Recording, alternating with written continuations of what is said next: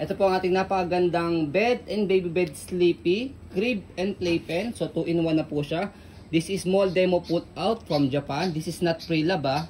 Mall demo put out from Japan. Close to brand new condition. Okay, close to brand new condition. So ayan, meron siyang kasamang box. As is po yung box po niya.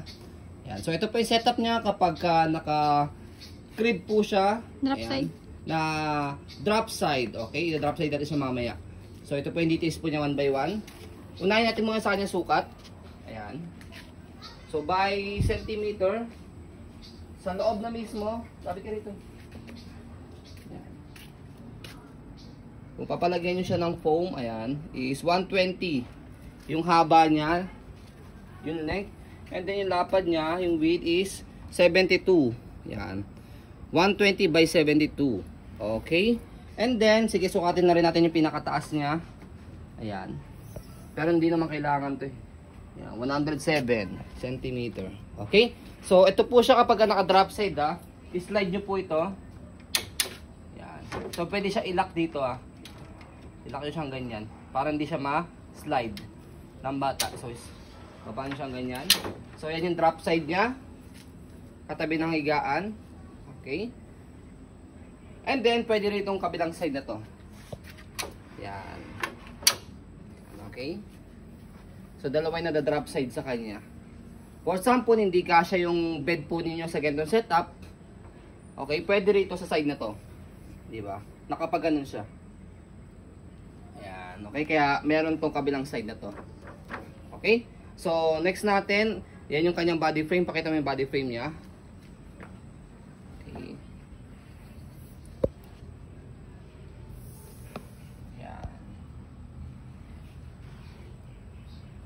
Pang-class yung kulay niya, ganda.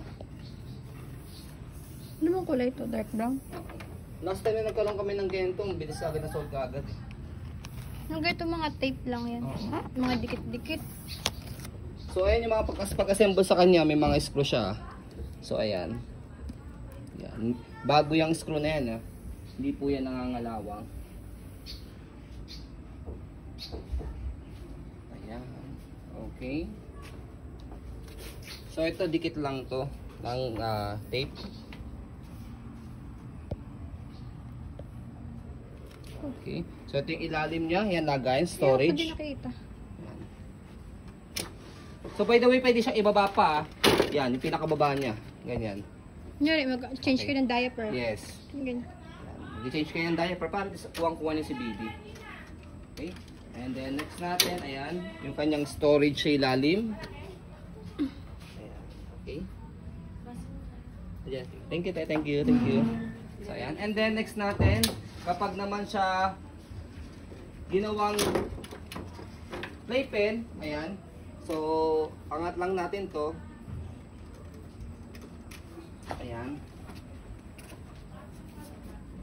So, ayan, pag ginawa siyang playpen, i-adjust nyo lang po itong itong kahoy na to. Ayan, naka-screw siya rito. Pakita mo din yung kahoy. Itong dalawang screw na to, ganoon sa kabila dito. Okay, para bababa po siya rito sa corner na to. Pakita mo to. Bababa po siya dyan. Itong kulay dilaw dapat bababa siya rito. Tapos ito naman, i-adjust nyo lang siya. Meron siyang screw dito. I-adjust nyo lang siya rito. Dito naman. Ayan, para pwede naman siyang playpen. Okay? So, ayan po ang ating napakagandang bed and baby sleepy crib and playpen. So, 2-in-1 na po siya.